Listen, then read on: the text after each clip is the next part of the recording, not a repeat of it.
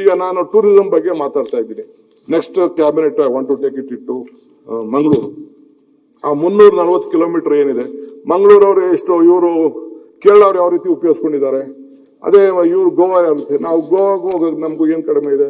ಈ ವೈದ್ಯ ಸಾಹೇಬ್ರು ಕಾನ್ಸ್ಟಿಟ್ಯೂನ್ಸಿಲಿ ನೀರು ಸೇಮ್ ಗೋವಾ, 10 ಕಿಲೋಮೀಟರ್ ಬಿಟ್ರೆ ಗೋವಾ, ಅವ್ರ ಕಾರವಾರಿಂದ 12 ಕಿಲೋಮೀಟರ್ ಗೋವಾ.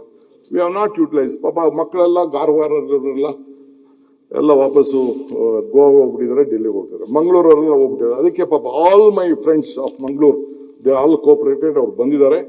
ಸದ್ಯಕ್ಕೆ we are coming out with a new policy. ನಮ್ಮ ಟೂರಿಸಂ ಮಿನಿಸ್ಟ್ರು ಎಲ್ಲ ಸಿದ್ಧತೆ ಮಾಡ್ಕೊಳ್ತಾ ಇದ್ದಾರೆ, ಎಲ್ಲ ಮಾಡ್ಕೊಳ್ತಾ ಇದ್ದಾರೆ. ಸದ್ಯಕ್ಕೆ ನಾವು ಟೂರಿಸಂ ಪಾಲಿಸಿನೂ ನಾವು ತೆಗೆದುಕೊಂಡು ಬರ್ತೇವೆ. ಸೊ ಹಂಗೆ ಅನೇಕ ವಿಚಾರಗಳಿದೆ, ನನಗೆ ಆಲೋಚನೆಗಳಿದೆ. ರೈತರ ಬಗ್ಗೆ ಚಿಂತೆ ಮಾಡ್ತಾ ಇದ್ದೀನಿ, ನೀರಾವರಿ ಬಗ್ಗೆ ಚಿಂತೆ ಮಾಡ್ತಾ ಇದ್ದೀನಿ. ಎಲ್ಲದಕ್ಕೂ ಕೂಡ ಬೇಕಾದಷ್ಟು ಆಲೋಚನೆಗಳು, ಹೊಸ ಆಲೋಚನೆಗಳು ಬರ್ತದೆ. But it is a continued government. ಸಿದ್ದರಾಮಯ್ಯನವರು ಏನು ದಾರಿಲಿ ನಾವಿಬ್ರು ಹೆಜ್ಜೆ ಹಾಕೊಂಡು ಮಾಡಿದ್ವಿ. ಬಟ್ ಯಡಿಯೂರಪ್ಪನವ್ರು ಏನು ಆಲೋಚನೆ ಮಾಡಿದ್ರು ಅದನ್ನು ನಾವು ಬಿಡುದಿಲ್ಲ. ಬೊಮ್ಮಾಯಿನವರು ಏನು ಚಿಂತೆ ಮಾಡಿದ್ದಾರೆ ಅದು ನಾವು ಬಿಡುದಿಲ್ಲ. ಕುಮಾರಸ್ವಾಮಿ ಅವರು ಏನು ಆಲೋಚನೆ ಇದೆ ಅದನ್ನು ನಾವು ಬಿಡುದಿಲ್ಲ. ದಟ್ ಇಸ್ ವೈ ಬಿಡದಿ ಪಾಪ ಅವ್ರು ಹಾಕಿದ್ರಲ್ಲ ಫೌಂಡೇಶನ್, ನಮ್ಮ ದೇವೇಗೌಡರು ಹಾಕಿದ್ರಲ್ಲ ನೈಸ್. ನೋಡಿ ಖುಷಿಯಾಗಿ ಇದನ್ನ ಯಾವ್ದನ್ನು ಮಾಡಕ್ಕೆ ನಿಮ್ ಪಾರ್ಟಿಯವ್ರು ಬಿಡಲ್ಲ ನಿಮ್ಮನ್ನ. ನಿಮಗೆ ಇದು ಅರ್ಥ ಆಗ್ತಾ ಇಲ್ಲ. ಇಷ್ಟೆಲ್ಲ ಅರ್ಥ ಮಾಡ್ಕೊಂಡಿರೋ ಅದೊಂದು ಯಾಕೆ ಅರ್ಥ ಆಗ್ತಿಲ್ಲ ನಿಮಗೆ? ಹಂಗಾಗಿ ಇದು ಆಗಲ್ಲ.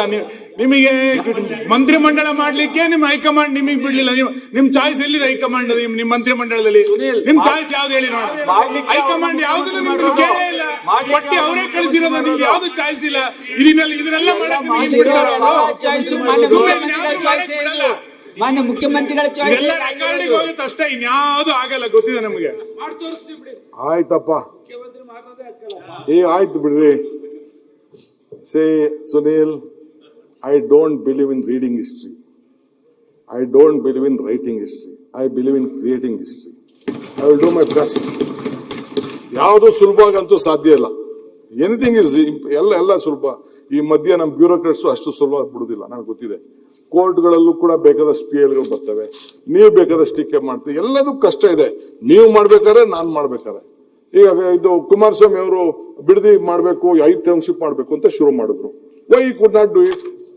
What was wrong? ಅವ್ರ ಆಲೋಚನೆ ತಪ್ಪು ಅಂತಲ್ಲ.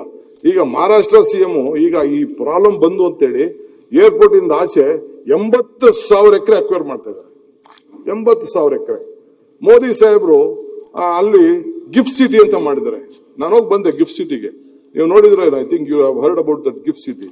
ನಾನು ಕೇಳಿದೆ, ಸರ್ ನಮ್ ಕೊಡಿ ಅಂದ್ರೆ, ಇಲ್ಲ ಮಹಾರಾಷ್ಟ್ರ CM ಕೇಳ್ದಾಗ ಕೊಡಕ್ಕಾಗಲ್ಲ, ದೇಶಕ್ಕೆ ಒಂದೇ ಒಂದು ಎಕನಾಮಿಕ್ ಸೆಂಟರ್, ಅದನ್ನ ಫ್ರೀ ಝೋನ್ ಅಂತ ಮಾಡಿದ್ದಾರೆ. ಸೊ ಹೆಂಗ್ ಮಾಡಿದ್ರು? ಈಗ ಇವರು ಆಂಧ್ರ CM ಒಂದು ಹೊಸದಾಗಿ ಒಂದು ಸಿಟಿ ಮಾಡ್ತಾ ಇದ್ದಾರೆ. ಹೆಂಗ್ ಮಾಡ್ತಾ ಇದ್ದಾರೆ? ಕ್ಯಾಪಿಟಲ್. ಅಲ್ಟಿಮೇಟ್ಲಿ ರೈತರು ಜಮೀನುಗಳನ್ನ ತೆಗೆದುಕೊಳ್ಳಿಲ್ಲ ಅಂದ್ರೆ, ಇವತ್ತು ಎಲೆಕ್ಟ್ರಾನಿಕ್ ಸಿಟಿ ಇರ್ಬೋದು, ನಮ್ಮ ಬೇರೆ ಇರ್ಬೋದು, ITPL ಜಾಗ ಇರ್ಬೋದು, ಇದೆಲ್ಲ ಯಾರ್ದು? ರೈತರದ ಜಮೀನು. ಈಗ ಪೆರಿಫೆರಲ್ ರಿಂಗ್ ರೋಡ್ ಅವತ್ತಿನ ಕಾಲದಲ್ಲಿ ಮಾಡಿದ್ರಲ್ಲ, ಬಿಸ್ನೆಸ್ ಕಾರ್ಡ್ ಅಂತ ಈಗ ಮಾಡಿದ್ರಲ್ಲ, ಅದು that is a big vision. I am not telling no.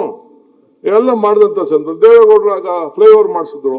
ಏನ್ ತಪ್ಪು ಅಂತ ಹೇಳಕ್ಕಾಗ್ತದೆ? ಇವತ್ತು ನಾವು 106 ಎಕರೆ ಮಾಡಿದ್ದೀವಿ. ಅವತ್ತು ಅನಂತ್ ಕುಮಾರ್, SM ಕೃಷ್ಣ ಇಬ್ರು ಸೇರಿ ಬೆಂಗಳೂರಿಗೆ ಮೆಟ್ರೋ ತಂದ್ರು. It is their contribution. ಈಗ ನೈಸ್ ಅಷ್ಟೇ, ದೇವೇಗೌಡರು ಅವ್ರು ಸೈನ್ ಮಾಡಿದ್ರು. ನೈಸ್ ರೋಡ್ ಇಲ್ಲ ಅಂತ ಅಂದ್ರೆ ನೀವು ಹೇಳಿ ಏನಾಗ್ತಿತ್ತು ನಮ್ಮ ಪರಿಸ್ಥಿತಿ, ಬೆಂಗಳೂರು ಏನಾಗ್ತಿತ್ತು ಅಂತ ನೀವು ನೋಡಿ, ಕಂಜೆಷನ್ ಏನಾಗ್ತಿತ್ತು. ಸೊ ಅದ್ ಬಿಡಿ, ಅವ್ರು ಯಾರು ಲೋಪದೋಷ ಇದ್ದಾರೆ, ವಿಲ್ ಟೇಕ್ ಆಕ್ಷನ್. ಅದಕ್ಕೆ ಏನ್ ಬೇಕೋ ಮಾಡೋಣ, ಅದ್ರ ಡಿಫ್ರೆಂಟ್. ಆಮೇಲೆ ಸಪರೇಟ್ ಸೆಕ್ಷನ್ ಮಾಡೋಣ.